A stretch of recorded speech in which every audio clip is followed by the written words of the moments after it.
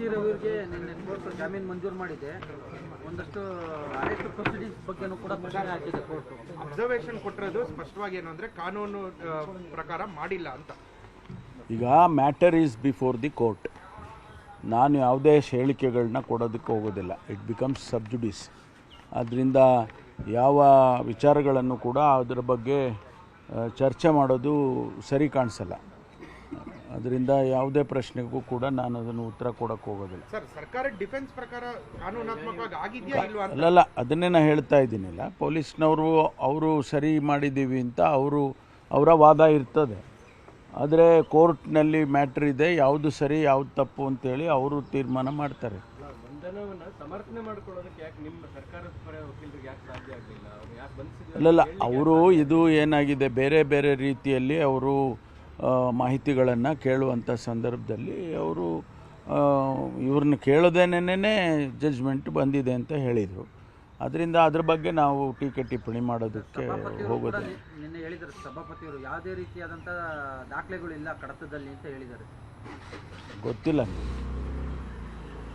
ಅವರು ಸಾಂವಿಧಾನಿಕ ಪ್ರಶ್ನೆ ಸದನದ ಒಳಗಡೆ ಆಗಿರುವಂಥ ಬೆಳವಣಿಗೆಯನ್ನು ಹೊರಗೆ ಅಲ್ಲಲ್ಲ, ಅದರಲ್ಲಿ ಸರ್ಕಾರ ಕಾನೂನು ಸಲಹೆ ನೋಡಿ, ಅದ್ರ ಬಗ್ಗೆ ಎಲ್ಲರೂ ಎಡವುತ್ತಾ ಅಂತ ಅನಿಸ್ತಾ ಇದೆ. ಅದಕ್ಕೆ ನಾನು ಹೇಳಿದ್ದು, ನಾನು ಅದ್ರ ಬಗ್ಗೆ ಕಮೆಂಟ್ ಮಾಡೋದು ಸರಿ ಕಾಣಿಸಲ್ಲ ಅಂತ. ಯಾಕೆಂದರೆ ಕೆಲವರು ತಾವೇ ಈಗ ಮಾಧ್ಯಮದಲ್ಲಿ ವಿಶ್ಲೇಷಣೆ ಮಾಡಿದ್ದಾರೆ. ಕೆಲವರು ಅವರು ಅಡ್ಜರ್ಮೆಂಟ್ ಆದಮೇಲೆ ಸದನ ಅಡ್ಜರ್ನ್ ಆದಮೇಲೆ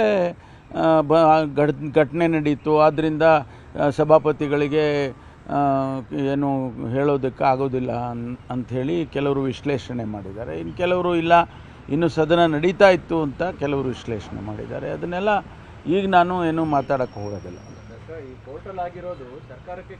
ಎಲ್ಲ ಆಗಲಿ ಹೇಳ್ತಾರೆ, ಅವ್ರು ಅದನ್ನೇ ಹೇಳಬೇಕಲ್ಲ.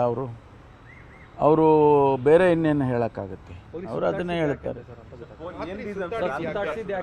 ಮಾಹಿತಿ ಇಲ್ಲ ಅಂತ ಈಗ ಒಟ್ಟಾರೆಯಾಗಿ ಅವ್ರನ್ನ 4 ಡಿಸ್ಟ್ರಿಕ್ಟ್ನ ಸುತ್ತಾಕ್ಸಿದ್ರಲ್ಲ, ಯಾಕೆ ಅಂತ ಇಲ್ಲ ಕೇಳ್ತಾ ಇದ್ದೀನಿ ಮಾಹಿತಿನ ಕೇಳ್ತಾ ಇದ್ದೀನಿ. ಮಾಹಿತಿ ಬಂದ ಮೇಲೆ ಹೇಳ್ತೀನಿ.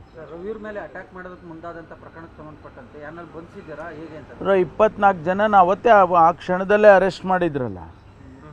24 ಜನರನ್ನು ಅರೆಸ್ಟ್ ಮಾಡಿ ಆನಂತರ ಅವರಿಗೆ ಬಿಟ್ಟಿದ್ದಾರೆ. ಯಾವುದೇ ಘಟನೆ ನಡೀಬಾರ್ದು ಸುವರ್ಣಸೌಧದಲ್ಲಿ ಅಂತೇಳಿ ಅವ್ರನ್ನ ಅರೆಸ್ಟ್ ಮಾಡಿ ಆಮೇಲೆ ಬಿಟ್ಟಿದ್ದಾರೆ. ಇಲ್ಲಾಂದರೆ ಅಲ್ಲಿ ಇನ್ನೂ ಹೆಚ್ಚು ಗಲಾಟೆಗಳಾಗ್ತವ್ರು. ಒಂದು ವೇಳೆ ಅವರು ಪೊಲೀಸ್ನವ್ರು ಮಧ್ಯಪ್ರವೇಶ ಮಾಡದೆ ಹೋಗಿದ್ದಿದ್ರೆ ಅಲ್ಲೇ ಹೊಡೆದಾಟಗಳು ಅವೆಲ್ಲ ಆಗ್ತಾಯಿತ್ತು ಅಂತ. ಬಿಟ್ಟಿರೋದು ಯಾಕೆ ಅಂತ? ಯಾರಿಗೆ ಅರೆಸ್ಟ್ ಮಾಡಿ ಬಿಟ್ಟಿದ್ದಾರೆ? ದಾಳಿ ಮಾಡಿದಂಥವ್ರನ್ನ ಬಿಡುಗಡೆ ಮಾಡಿದ್ದು ಎಷ್ಟು ಸರಿ ಅಂತ ಅವ್ರ ಪ್ರಶ್ನೆ. ಎಲ್ಲದಕ್ಕೂ ಪ್ರಶ್ನೆ ಇದ್ದೇ ಇರುತ್ತಲ್ಲ. ಬಟ್ ಸಿಟಿ ರವಿ ಅವರು ಒಂದು ಹೇಳಿದ್ರು ಕೊನೆಯಲ್ಲಿ, ಇದಕ್ಕೆಲ್ಲದಕ್ಕೂ ಕೂಡ ನಾವು ಫುಲ್ ಸ್ಟಾಪ್ ಇಡ್ತೀವಿ ಅಂತ ಹೇಳಿದ್ದಾರೆ. ಆಗ್ಬೋದು, ಲೆಕ್ಕ ಚುಕ್ತಿ ಆಗುತ್ತೆ, ನಾವು ಹೋಗ್ತೀವಿ ಅಂತ ಆಗ್ಬೋದು. ಸರ್, ಸೆಕ್ಷನ್ 35 ನೋಟಿಸ್ ಕೊಡಬೇಕು ಅನ್ನೋದು ಹೈಕೋರ್ಟ್ ಹೇಳಿದೆ. ನಾನು ಹೇಳಿದ್ನಲ್ಲ, ನಾನು ಯಾವುದೂ ಕಮೆಂಟ್ ಮಾಡೋದಲ್ಲ. Because it is the matter is before the court. Sir, notice ಕೊಟ್ಟಿತ್ತಾ ಇಲ್ವಾ ಅಂತ?